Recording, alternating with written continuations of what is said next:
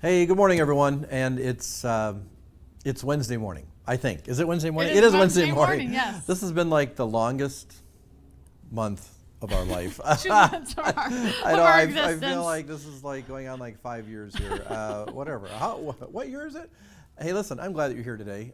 Thanks for tuning in as we're going to talk about anxiety today. Amy, good to have you today with us. Thank you. Yeah, we have some friends watching. Good.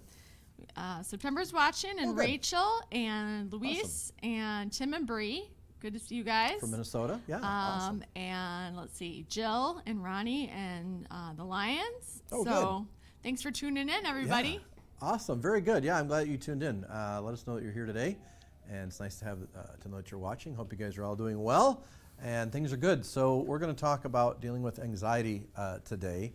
And I'm going to read a devotional to you today.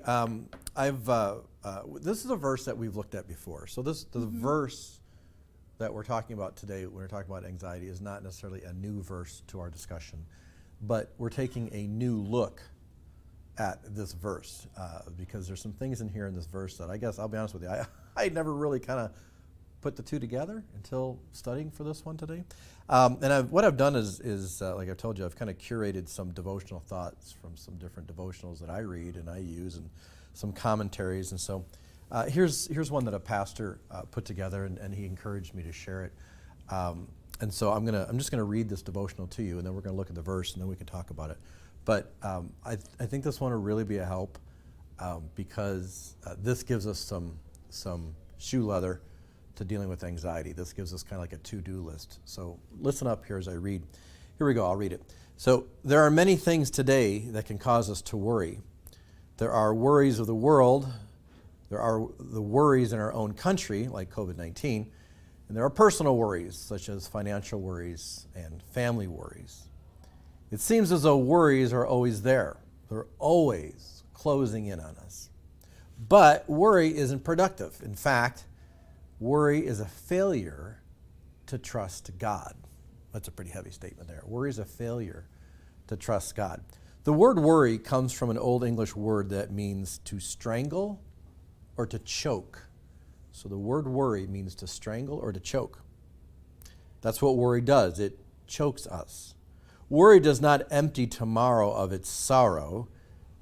It empties today of its strength. Modern medical research has proven that worry breaks down our resistance to disease. It's actually diseases the nervous system. So worry actually diseases the nervous system. And more specifically, breaks down the digestive organs and the heart. Now this is interesting. Listen to this. In fact, 79 to 90% of all visits to primary care physicians are stress-related. That's a huge number. 79 to 90% of all doctor visits, primary care visits, are stress-related. So Philippians, here's the verse. We've read this verse before, but listen to this in light of today's talk. Philippians 4, 6, and 7. Be careful for nothing, but in everything by prayer and supplication with thanksgiving, let your requests be made known unto God. And the peace of God, which passes all understanding, shall keep your hearts and minds through Christ Jesus. So listen to that verse again. I want us just to listen to the beginning of that verse. Verse 6, listen to the beginning. Be careful for nothing. We've heard that like a million times, right? Be anxious for nothing. You got that tattooed on your arm probably, right?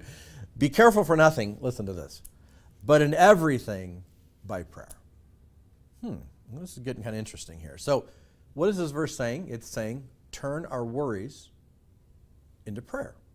This requires developing a conditional reflex. Now we're going to talk about this for a moment. A conditional reflex. See, we all have natural reflexes.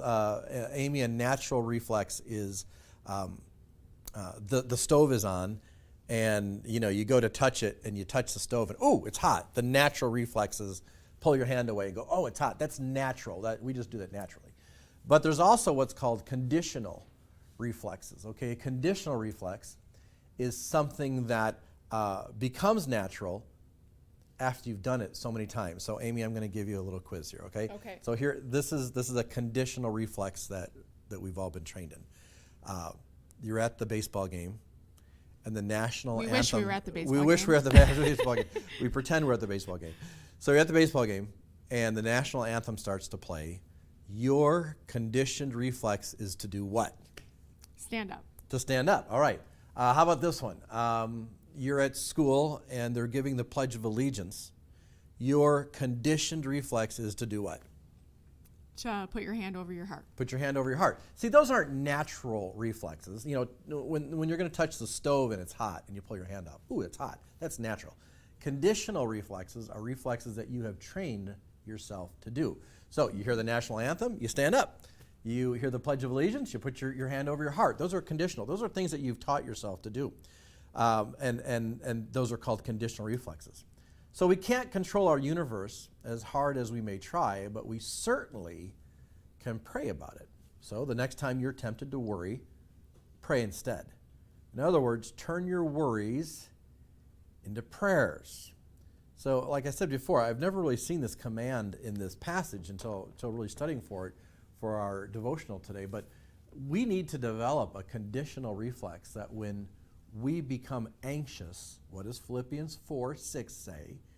When you're anxious, pray. So, when you hear the national anthem, you stand up and you sing, right? When you hear the Pledge of Allegiance, you put your hand over your heart. When you begin to worry, you begin to pray.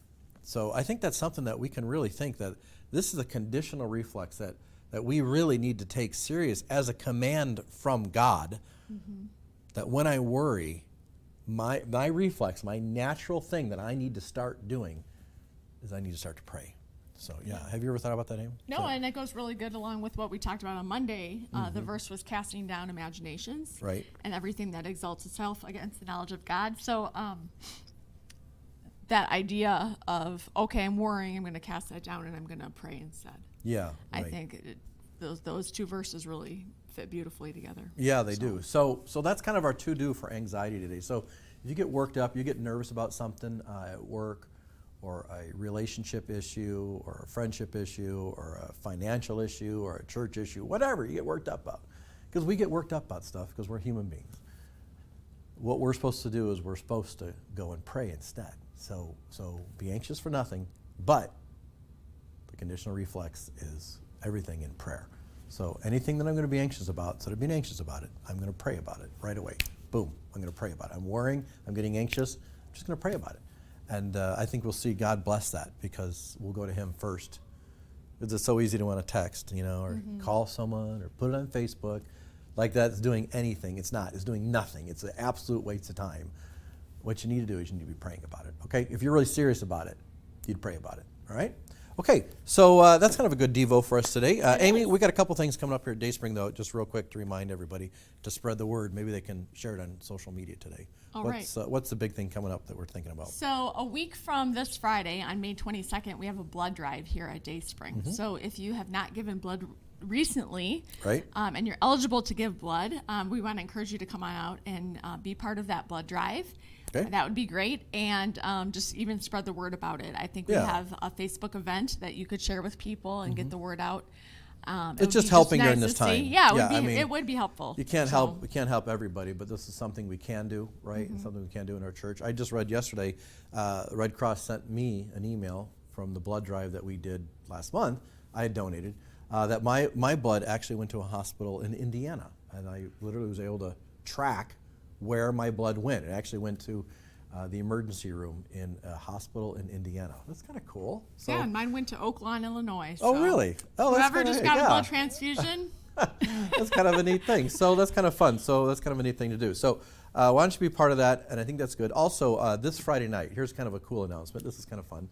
This Friday night for RU, weather permitting, big capitals, weather permitting, we are going to have RU live. We want you to show up at church, and we're going to have it out in the field by the bonfire, okay? Weather permitting. So watch Facebook. We'll let you know either way.